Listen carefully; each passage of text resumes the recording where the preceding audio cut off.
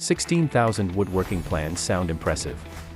But here's the real question: will you actually use them?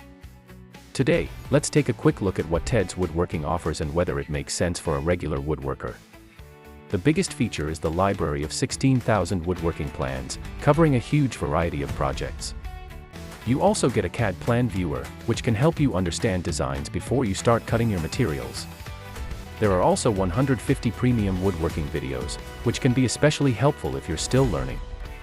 And if you're interested in turning woodworking into a business, there's material covering how to get started. One feature I found interesting is the free custom plan request. If you have a specific project in mind, that could come in handy. Plus, you get access to free plans for life. But here's the downside: 16,000 plans can be overwhelming. You don't need thousands of projects. You need the right project for your skill level, tools, and budget. So don't choose something just because it looks impressive.